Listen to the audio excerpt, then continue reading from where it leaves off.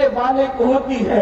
اللہ کے سچے نبی غیب کا فرماتے ہیں ایک انسان کو 313 تلواروں سے ایک ساتھ حملہ کر کے مارا جائے تو 313 تلواروں کی ضرب اتنا تکلیف نہیں پہنچاتی جتنی تکلیف انسان کو موت کے وقت ہوتی۔ یہ موت کی تکلیف ہے اور اتنی پیاس لگتی ہے کہ اگر 7 سمندروں کا پانی منہ میں نچوڑ دیا جائے تو وہ پیاس کو کوئی بجھا نہ سکے، اور رشتے دار چمچے سے پانی اڈیل رہے ہوتے ہیں۔ اب اس تکلیف، ایسی تکلیف کبھی دنیا میں سنی؟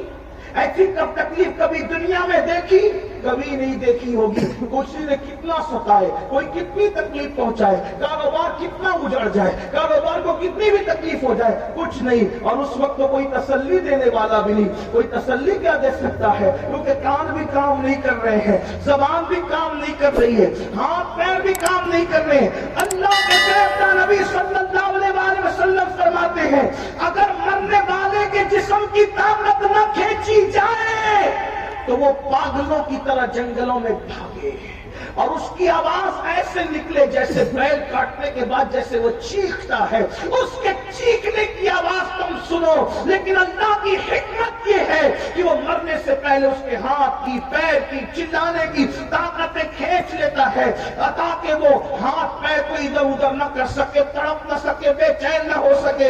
اگر لوگ مرنے والے کی اس موت کی کیفیت کو جان لیں تو شادیاں کرنا چھوڑ دیں، شادی شدہ بیویوں کے پاس جانا چھوڑ دیں، فرمایا اچھے کپڑے پہننا چھوڑ دیں، اچھا کھانا کھانا چھوڑ دیں، اور لوگ استغفار کرتے ہوئے جنگلوں میں پاگلوں کی طرح بھٹکتے رہے۔ مرنے والے کو موت کے وقت جو تکلیف ہوتی ہے وہ تکلیف جانوروں کو پتہ چل جائے تو تم کو گوشت کھانے نہ ملے، جانوروں کی چمڑی سے ان کی ہڈی سے ان کی چمڑی لگ جائے، جانور جو ہے وہ گوشت ختم کر دے، یہ کیفیت ہے مرتے وقت کی۔ لیکن اب سننا مسلمانوں، میرے اسی نبی نے جس نے یہ تکلیفیں بیان کی، فرماتے سورہ یاسین پڑھو، اگر تم قرآن کی تلاوت مرنے والے کے پاس کرو گے تو قرآن کی تلاوت کی برکت سے اس کی یہ سب تکلیفیں ختم ہو جائے گی، تکلیفوں میں آسانی ہو جائے گی۔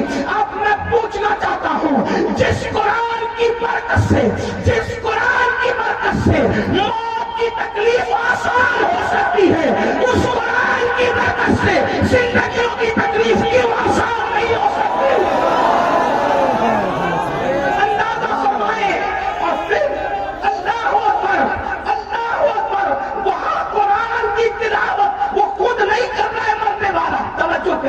قرآن کی تلاوت وہ خود نہیں کر رہا ہے، دوسرا کرے اس کے پاس بیٹھ کر تو اس کو یوں برکتیں نصیب ہو جائے۔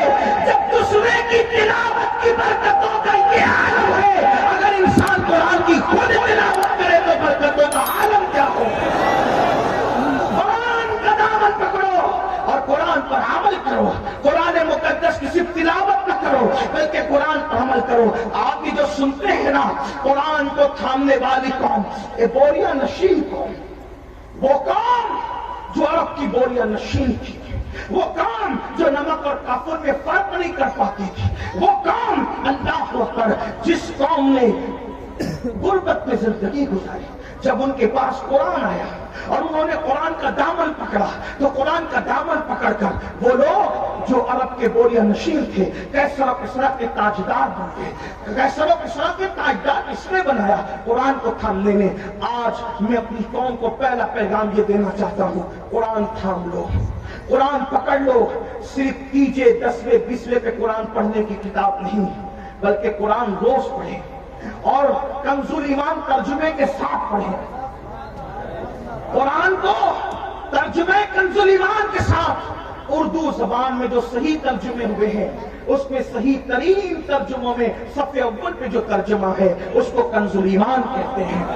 کنز الایمان کو اپنی زندگی میں شامل کرو، کم سے کم ایک صفحہ پڑھو، اور صرف اس لیے نہیں، تلاوت کی نیت سے نہیں، یہ بات یاد رکھنا، صرف اس کو پڑھ کر سمجھو اور سمجھ کر کے ساتھ میں صد الفاضل، فخر الاماثل، علامہ سید نعیم الدین مراد آبادی کی جو مختصر تفسیر ہے خزائن العرفان شریف، آپ کے مراد آباد کے وہ عظیم ہستی بلکہ آرام بھی فرما رہے ہیں، اللہ اکبر، وہ تفسیر بھی پڑھو، بہت شارٹ میں بہت خوبصورت اور جامع تفسیر ہے، اور پھر اس کو اپنی زندگی میں داخل کرنے کی کوشش کرو۔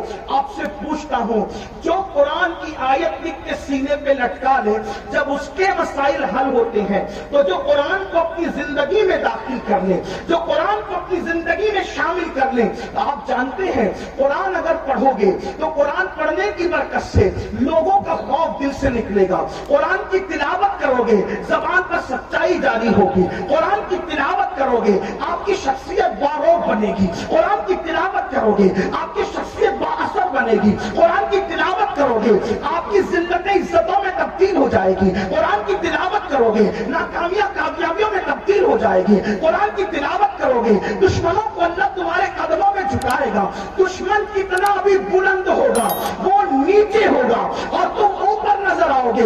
قرآن پکڑ کر تو دیکھو، قرآن تھام کر تو دیکھو، قرآن کو طاق کی زینت بنانے والے، قرآن کو اپنے سینے کی زینت بنا کے دے، قرآن کو طاقوں میں رکھنے والے اور دستان میں لپیٹ کر بند کرنے والے اس کو اپنے دل میں بند کر کے دے، قرآن مقدس کو سچے دل سے تھام کے دیکھو، انشاءاللہ جب وہ دشمن مغلوب ہوگا آپ کو غلبہ نصیب ہوگا، وقت کی حکومتیں تمہارے قدموں میں گرتی نظر آئے گی۔ ایک بار قرآن پکڑ کر دیکھو، قرآن تھام کے دیکھو، سب کی کتابیں پڑھنے والوں رب کی کتاب پڑھ کے دیکھو، سب کی کتابوں پہ دل دینے والوں رب کی کتاب کو دل دے کے دیکھو۔ میرے آقا فرماتے ہیں زمین پہ کھڑے رہنے والے کو آسمان کے تارے چمکتے نظر آتے ہیں، مگر آسمان والوں کو وہ گھر کتابوں کی طرح چمکتے دکھتے ہیں۔ جس گھر میں قرآن کی تلاوت ہوتی ہے، جس گھر میں تلاوت نہ ہو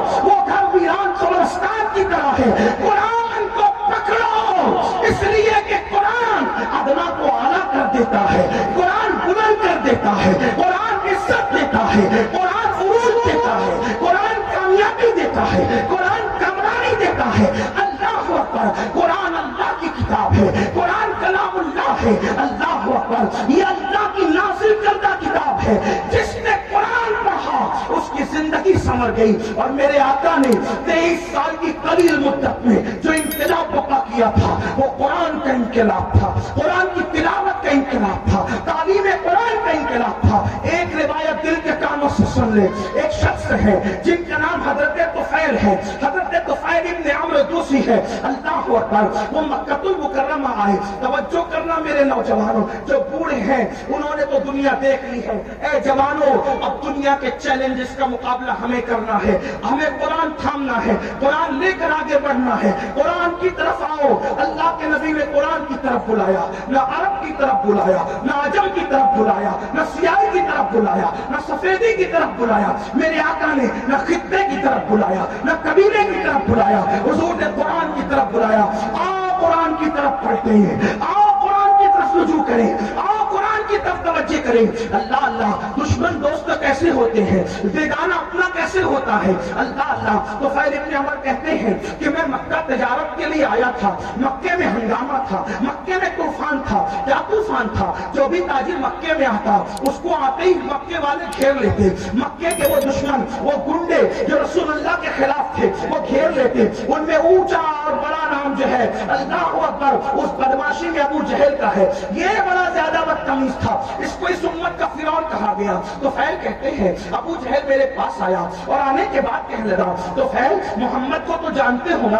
اس نے کہا نہیں میں نے نہیں دیکھا لیکن نام سنا ہے۔ کہا آج کل بڑی بڑی باتیں کرتے ہیں، کہتے ہیں کہ ان پہ قرآن نازل ہوتا ہے، وہ اللہ کے نبی ہے، اللہ کے پیغمبر ہے۔ تو طفیل ان کے قریب نہ جانا، جو ان کے قریب جاتا ہے معاذ اللہ وہ جادوگر ہے، ان کے جادو کا شکار ہو جاتا ہے۔ تو نے بھی قریب نہ جانا ورنہ تو جادو کا شکار ہو جائے گا، تو اپنے مذہب سے بدزن ہو جائے گا، تو اپنے مذہب سے دور ہو جائے گا۔ تو طفیل کہتے ہیں ابو جہل نے اتنا خطرناک پروپیگنڈا کیا، یاد رکھنا بزدل دشمن ہمیشہ پروپیگنڈے سے کام لیتا ہے، لیکن اہل حق کو پروپیگنڈے سے کبھی گھبرانا نہیں چاہیے، بلکہ جو حق والے ہیں ان کو پروپیگنڈے کی طرف توجہ کرنے کی ضرورت نہیں.